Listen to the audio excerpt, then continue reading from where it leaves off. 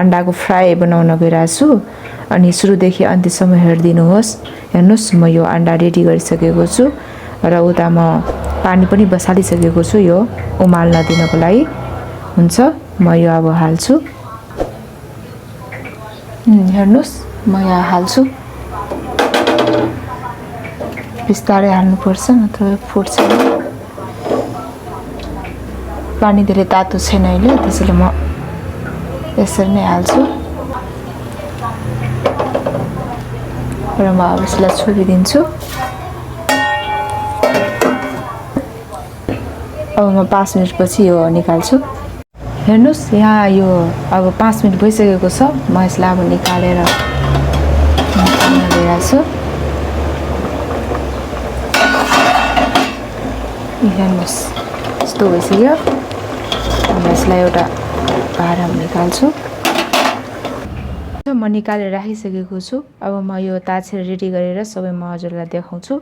हेर्नुहोस् म ताछिसकेको छु सबै यो अन्डा अनि म यसको लागि चाहिँ यहाँ रेडी पनि गरिसकेको छु। हेर्नुहोस् म प्याज पनि काटेर राखिसकेको छु अनि यो हरियो खुर्सानी अनि यो गोलभेरा अनि हेर्नुहोस् म ताउ पनि बसालिसकेको छु अब फ्राई गर्नको लागि। हेर्नुहोस् मेरो ताउ यहाँ रेडी भइसकेको छ तातेर। अब म यसमा तेल हाल्छु।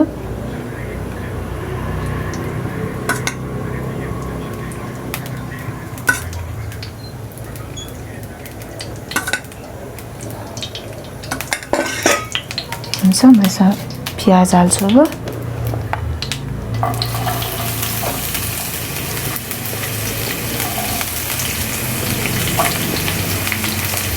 म यसलाई मजाले डिप फ्राई गर्छु रातो हुन्जेल।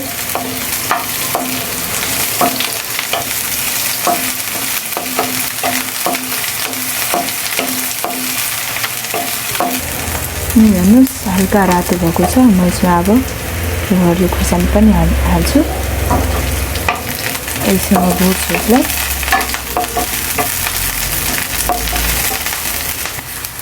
हेर्नुहोस् रातो भइसक्यो मेरो यहाँ प्याज। यसमा म गोलभेरा पनि हाल्छु। यसमा म नुन पनि हाल्छु स्वाद अनुसार।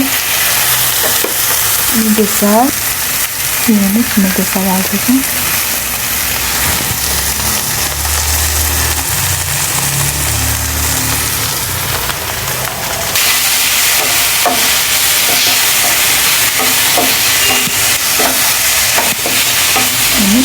रातो भयो।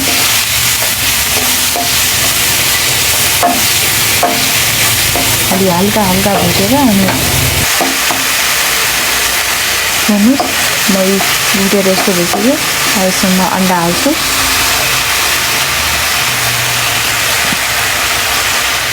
एउटा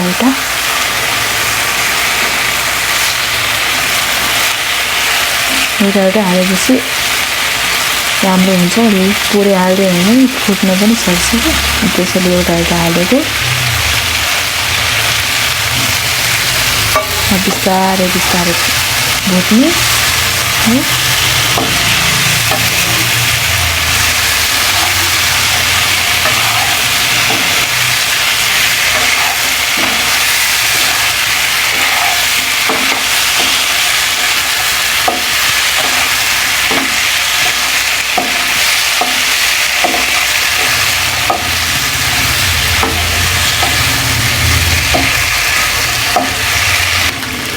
हेर्नुहोस् यो स्पुनको यो सहायताले म अलिअलि प्वाल गर्छु यसमा। सबैमा गरिसक्छु म।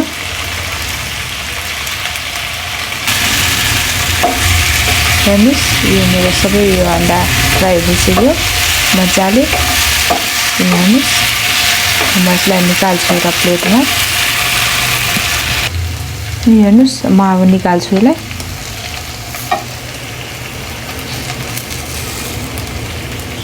त्यसरी म सबै निकालिसक्छु।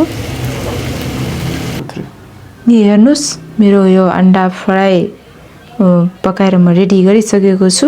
यहाँ रेडी भइसकेको छ अब यो अन्डा फ्राई चाहिँ हजुरहरू जुनबाट जस्तै कि भातबाट, चिउराबाट अनि रोटीबाट पनि खान सक्नुहुन्छ। म चाहिँ यो चाहिँ भातसँग खान्छु। अनि यो भिडियो चाहिँ सुरुदेखि अन्त्यसम्म हेरिदिनुहोस् र लाइक र सब्सक्राइब पनि गरिदिनुहोस्। हुन्छ, म आजको लागि यो भिडियो यहीँ राख्न चाहन्छु। बाई।